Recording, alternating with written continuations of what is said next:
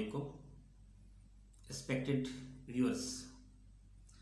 آج کل تقریباً 70% پیرنٹس ایسے ہیں جو یہ شکوہ کرتے ہیں کہ ہمارے بچے بہت ہائپر ہیں, ان کو غصہ بہت آتا ہے. میں سمجھتا ہوں یہ اتنی پریشانی والی بات نہیں ہے جتنی پریشانی والی بات یہ ہے کہ ان کو بالکل غصہ نہیں آتا. غصہ اگر اتنا ہی برا ہوتا تو اللہ کبھی غصہ نہ کرے, رسول کبھی غصہ نہ کرے.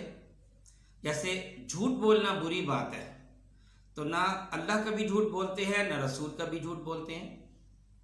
ظلم بری بات ہے تو نہ اللہ کبھی ظلم کرتے ہیں نہ رسول کبھی ظلم کرتے ہیں. ناانصافی بری بات ہے تو نہ اللہ کبھی ناانصافی کرتے ہیں اور نہ رسول کبھی ناانصافی کرتے ہیں. کبھی یہ سوچا کہ بچوں کو ہائپر بنانے میں ہمارا کیا رول ہے؟ پہلے تو میں یہ بتاتا ہوں, لیکن میں آپ کو یہ بتاتا چلوں کہ آج آپ کو میں اتنا بہترین حل بتاؤں گا کہ آپ کا بچہ دوبارہ ہائپر نہیں ہوگا. سب سے پہلے یہ سنیں کہ بچوں کو ہائپر بنانے میں, اور وہ بھی نیگیٹو وے میں, ہمارا کیا رول ہے. سب سے پہلا پوائنٹ, ہم نے ہمیشہ اس کی ہر ضد مانی. وہ ضدی ہو گیا, بچہ رونے لگ گیا, ہم نے اس کو چپ کرانے کے لیے اس کی بات مان لی.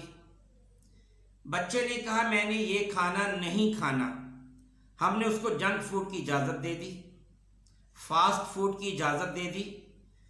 بچہ ہائپر ہوتا ہے. کیوں؟ جب اس کو آپ بات دوبارہ نہیں مانیں گے, اس کو پتہ ہے کہ میں ضد کروں گا تو والدین بات مان جاتے ہیں. نتیجہ پھر کیا ہوا؟ بچہ ضدی ہونے لگ گیا. آپ نے اپنی آسانی کی خاطر بچے کو چپ کرانے کے لیے اس کے ہاتھ میں موبائل دے دیا. میں سمجھتا ہوں کہ جس دن آپ بچے کے ہاتھ میں موبائل دیتے ہیں گویا آپ نے اس کی تباہی کی بنیاد ڈال دی. آپ نے اپنی آسانی کے لیے اس کو جنک فوڈ دی, اپنی آسانی کے لیے اس کو فاسٹ فوڈ کی اجازت دی, اپنی آسانی کے لیے اس کو موبائل سے کھیلنے دیا, اپنی آسانی کے لیے اس کو مووی لگا دی تاکہ وہ بیٹھا مصروف رہے. آپ نے ہر چیز جو بھی کی اپنی آسانی کے لیے کی, اور پھر آپ اس پر اپنی مرضی تھوپتے رہے, اپنی مرضی اس پر مسلط کرتے رہے. اس کی مینٹل گرومنگ آپ نے ہونے ہی نہیں دی. اگر آپ اس کو تھوڑا سا فری ہینڈ دیتے, اس کو اپنے حساب سے بھی سوچنے دیتے, تو میرا خیال ہے کہ یہ نوبت نہیں آتی. اور پھر ایک بات اور یاد رکھیے کہ بچے پیرنٹس کو کاپی کرتے ہیں. ہم جب گھر میں لڑیں گے تو بچے ہمارے ہائپر بنیں گے. ہم اگر گھر میں گالی گلوچ کریں گے تو ہمارے بچے گالی گلوچ کریں گے, وہ ہمیں کاپی کرتے ہیں. چلو یہ تو مان لیا کہ ایشو ہو گیا, بچے ہائپر بن گئے. اس کا حل کیا ہے؟ آپ دنیا کی کوئی بھی بک اٹھا کے دیکھیں, کسی بھی موٹیویٹر کی تقریر سن لیں, آپ کو ایک ہی حل بتائیں گے کہ اس کے غصے کو چینلائز کریں. آپ کو میں سب سے پہلے یہ بتاتا چلوں کہ اگر آپ اس بات پہ پریشان ہیں کہ بچہ آپ کا ہائپر ہوتا ہے, غصے ہوتا ہے, تو یاد رکھیے یہی بچے جو ہائپر ہوتے ہیں, محنتی بچے یہی ہوتے ہیں, ٹارگٹ اچیور یہی ہوتے ہیں, اپنے مقصد کے لیے جان کی قربانی دینے والے یہی ہوتے ہیں, میدان جنگ میں فرنٹ لائن پر یہی بچے ہوتے ہیں جو بڑے ہو کر سامنا کرتے ہیں اور ٹینکوں کے سامنے لیٹ جاتے ہیں.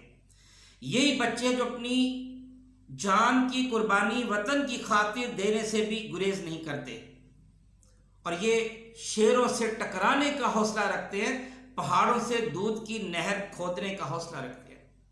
خیر, میں آپ کو یہ بتا رہا تھا کہ آپ جو بھی بک پڑھیں گے, کسی موٹیویٹر کی, کسی سپیکر کی سپیچ جب آپ سنیں گے تو وہ کہیں گے کہ جی بچے کے غصے کو چینلائز کر دیں. لیکن کیسے, یہ میں آپ کو بتاتا ہوں کہ بچے کے غصے کو آپ چینلائز کیسے کریں گے. دیکھیں, اگر آپ کے بچے کو موبائل کا بہت شوق ہے, وہ باز نہیں آ رہا, تھوڑا سا بڑا ہو گیا ہے, اب آپ کے کنٹرول میں نہیں رہا, تو اس کا سمپل حل ہے, آپ موبائل اس کو یوز کرنے دیں، لیکن اس کو کوئی ریسرچ ورک پہ لگا دیں، وہ موبائل پہ ریسرچ ورک کرے گا، اس کا علم بھی بڑھے گا، کلاس میں اس کی پوزیشن بھی بہتر ہو جائے گی اور اس کا شوق بھی پورا ہو جائے گا، وہ ہائپر بھی نہیں ہوگا۔ اگر آپ کے بچے کو فلم دیکھنے کا شوق ہے تو آپ مت روکیں، لیکن اس سے تاریخی اور دستاویزی فلمیں دیکھنے پر لگا دیں، اس کا تاریخ پہ جو گرپ ہے وہ بھی مضبوط ہو جائے گی، علم بھی بڑھے گا، شوق بھی پورا ہوگا، آپ کا بچہ ہائپر بھی نہیں ہوگا۔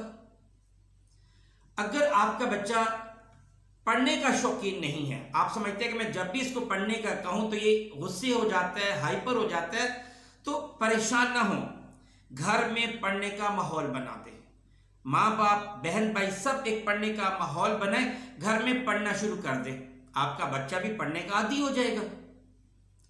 اگر آپ سمجھتے ہیں کہ آپ کا بچہ کسی قسم کی ذمہ داری نہیں لیتا، اگر ہم اس کو کوئی کام دیں اس کو غصہ آ جاتا ہے، تو سمپل، بہت زیادہ کام نہ دیں، آپ صرف ایک کام کریں، اس کو ایک ذمہ داری سونپ دیں گھر کی، جو بہت امپورٹنٹ ذمہ داری ہو، وہ اس کو سونپ دیں، اس کو بس ایک کام تم نے یہ دن میں کرنا ہے، وہ لازمی طور پہ ایک کام کا آپ کہیں گے وہ ذمہ داری ایسا ایسا لینا شروع کر دے گا، اور اس کا یہ جو ہائپر ہونا یہ بھی ایسا ایسا کم ہو جائے گا۔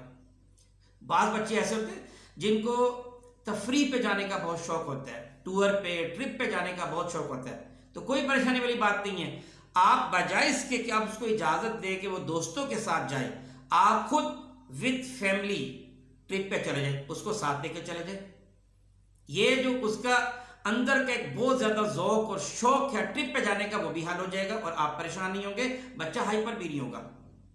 بعض بچے ایسے ہوتے ہیں جو بہت سوشل ہوتے ہیں، بہت زیادہ دوستی کرنا چاہتے ہیں، پریشان نہ ہوں، آپ خود اس کے بیسٹ فرینڈ بن جائیں، اس کے ساتھ ہر جگہ آپ جائیں، بازار جانا ہے خود جائیں، جم جانا ہے اس کے ساتھ جائیں، مسجد جانا ہے اس کے ساتھ، ہر کام میں آپ اس کے ساتھ ساتھ بنیں۔